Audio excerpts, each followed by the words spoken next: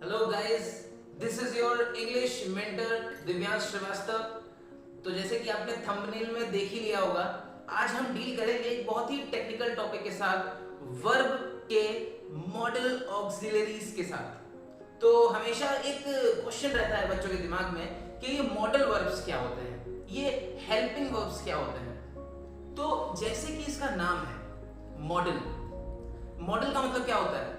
जब हम कोई ऐड देखते हैं टीवी में, उसमें एक मॉडल आता है और वो उस पर्टिकुलर प्रोडक्ट के बारे में अच्छे से इलेबोरेट करता है, उसका मूड बताता है। तो उसी तरीके से मॉडल वर्ड जो डिराइव हुआ है वो मूड वर्ड से डिराइव हुआ है और वो बताता है जो मेन वर्ब है उसका मूड। मॉडल वर्ब्स जैसे कैन, कुड, मे, माइट, तो ऐसे बहुत सारे मॉडल वर्ब्स हैं।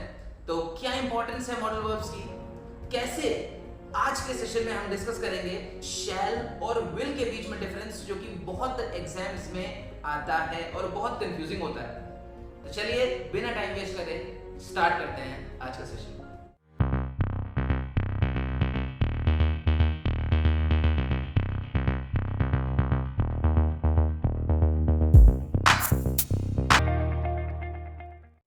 तो शैल और विल, हमें पता है ये दोनों मॉडल वर्ब्स ज्यादातर फ्यूचर टेंस में ही मैक्सिमम यूज करे जाते हैं।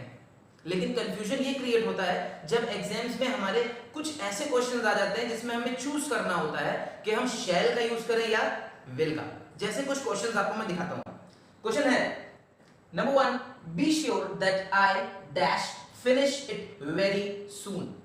अब ये मैं आप पर छोड़ता हूं कि इसमें विल आएगा या शैल आएगा। पहले क्वेश्चन 2 भी समझते हैं। Let's discuss 4 points. Okay, I dash take some rest after this work. अगर तीसरा है it seems that he dash pass this year.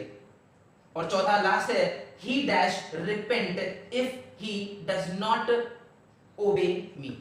तो ये 4 ऐसे फिलअप्स हैं जिसमें कुछ लोगों को लगेगा एक पल आपको कि विल यूज होगा, एक पल आपको लगेगा शैल यूज होगा। ठीक है, तो पहले तो आप अपने एक पेज पर आंसर्स नोट कर लीजिए और फिर चलिए चेक करते हैं कि क्या आंसर होगा।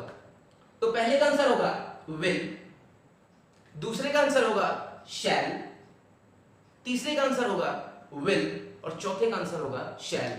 अब हम कंफ्यूज हो गए कि कहां पर विल और शैल यूज होता है, क्योंकि हमें बचपन से ये पढ़ाया जाता है कि विल वहां यूज करते हैं जहां हम 100% श्योर होते हैं और शैल वहां यूज करते हैं जहां हमें थोड़ा डाउट होता है कि आई विल कम, आई शैल कम। ठीक है, लेकिन इन 4 सेंटेंसेस में ऐसा रूल फॉलो नहीं किया गया। तो क्या शॉर्ट ट्रिक है? चलिए चलते हैं शॉर्ट ट्रिक की ओर। तो दोस्तों, शॉर्ट ट्रिक समझने से पहले पर्सन्स को समझते हैं। First person, second person and third person, ये क्या होता है? क्योंकि इसको समझ लिया तो हमने इंग्लिश के 50% क्वेश्चंस पर अपनी कमांड बना ली। फर्स्ट पर्सन का मतलब होता है मैं खुद, मतलब आई। सेकंड पर्सन का मतलब होता है जिससे हम बात कर रहे हैं, मतलब यू। और थर्ड पर्सन का मतलब होता है जिसके बारे में बात कर रहे हैं, वो मौजूद नहीं है लेकिन हम उसके बारे में बात कर रहे हैं। जैसे ही इज वेरी नॉटी, अब मैं कह रहा हूं वो बहुत शैतान है, तो वो यहां मौजूद नहीं है, तो यहां ही क्या हो गया? Third person. लेकिन अगर मैं बोल रहा हूं यू आर वेरी नॉटी, मतलब तुम बहुत शैतान हो, तो तुम तो मौजूद हो, तो तुम क्या हुए? Second person.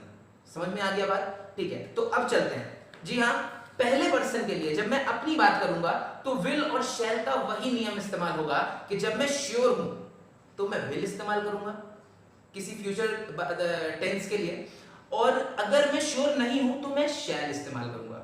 जैसे अगर मुझे मेरा दोस्त पार्टी में बुलाता है और मुझे पक्का पता है कि मैं कल उसकी शादी में जाऊंगा, तो मैं बोलूंगा I will come in your marriage, I will come.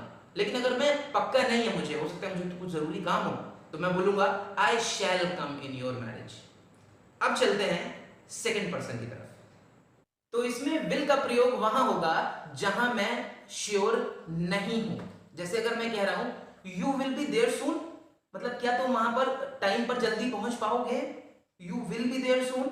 लेकिन अगर मैं श्योर हूं तो यहां उल्टा हो जाएगा, यहां शैल का यूज होगा, मतलब you shall attend the marriage, मतलब तुमको मैरिज जरूर अटेंड करनी चाहिए।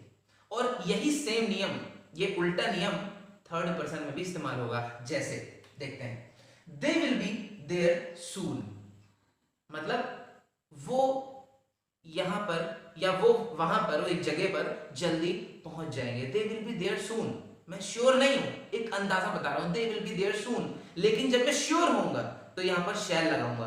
क्या होगा देखते हैं, ही शैल अटेंड द मीटिंग, उसको मीटिंग जरूर अटेंड करनी चाहिए। तो सिंपल सा शॉर्ट ट्रिक है आज की ये, कि जब हम फर्स्ट पर्सन की बात करेंगे तो हम श्योरिटी में विल लगाएंगे, और जब श्योर नहीं होंगे तो शैल लगाएंगे। लेकिन सेकंड और थर्ड पर्सन की बारी में हम जब श्योर होंगे तो शैल का यूज करेंगे, और जब नहीं श्योर होंगे तो विल का यूज करेंगे। अब आपके जितने भी क्वेश्चन है विल शैल से रिलेटेड, सब इसी फॉर्मूले में आकर बहुत इजीली सॉल्व हो जाएंगे। तो ऐसे ही आप जितने भी विल और शैल के क्वेश्चंस हैं आपकी बुक्स में, उनको सॉल्व करते रहिए। अगर कोई भी डाउट आपको होता है तो वो पर्टिकुलर सेंटेंस आप नीचे कमेंट बॉक्स में मैसेज कर सकते हैं, और मैं आपको नीचे ही उसका पूरा सॉल्यूशन विद डिस्क्रिप्शन दूंगा। और अगर कोई ऐसा टॉपिक आपको लगता है रिलेटेड टू ग्रामर, पेडागोजी और लिटरेचर, एनीथिंग इन इंग्लिश, तो आप नीचे कमेंट बॉक्स में बता सकते हैं। तो मेरे आने वाले वीडियो में से एक वीडियो आपके लिए भी होगा। तो ऐसे ही मुझे सपोर्ट करते रहिए, मेरे वीडियो को शेयर करते रहिए। Merchant of Venice, figure of speech और ट्रांसक्रिप्शन से रिलेटेड वीडियोस हमारे पिछले सेशंस में आ चुके हैं, जिनके लिंक्स आपको नीचे डिस्क्रिप्शन बॉक्स में मिल जाएंगे। उन्हें जरूर देखिएगा, शेयर करिएगा। तब तक के लिए खुश रहिए। जय हिंद।